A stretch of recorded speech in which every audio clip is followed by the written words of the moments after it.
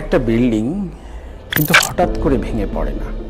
বিল্ডিংটা ভাঙার আগেই সে বিভিন্ন সময় জানান দেয়, শব্দ করে, মচমচ করে, দেখা যাচ্ছে নড়াচড়া করছে। আপনি যদি সেটা ঠিক না করেন, মেরামত না করেন, তাহলে এক সময় বিল্ডিংটা ভেঙে পড়ে। আমাদের শরীরটাও তেমন। আপনার কিন্তু হঠাৎ করেই হার্ট অ্যাটাক হয় না, খুব রেয়ার।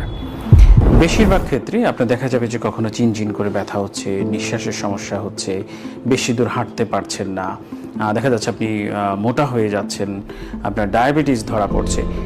এইভাবে বিভিন্ন জিনিস আস্তে আস্তে আস্তে আস্তে করে একটা সময় হার্ট অ্যাটাকের অবস্থায় চলে যায়। তাহলে যেটা হচ্ছে যে যখন আপনার সমস্যাগুলো সৃষ্টি হবে, কিছু সিমটমস, উপসর্গ দেখা দেবে, তখন আপনাকে সেটা অ্যাড্রেস করতে হবে।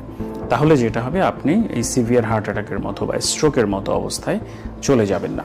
যে জন্য এই প্রিভেন্টেটিভ মেডিসিনটা খুব ইম্পর্ট্যান্ট, যে আপনার একজন ডাক্তার থাকা প্রয়োজন, যিনি আপনাকে নিয়মিত দেখেন, চেক আপের মধ্যে রাখেন, বছরে অন্তত একবার বা দুবার আপনি যান, আপনার ব্লাড প্রেশারটা চেক করা হয়, কিছু ব্লাড টেস্ট করা হয় এবং সেই অনুসারে আপনাকে মেনটেন করা হয়। তাহলে যেটা হবে যে আপনি সিভিয়ার কোনো রোগ ঘটার আগেই সেটা ধরা যাবে এবং আপনাকে সুস্থ করে তোলা যাবে।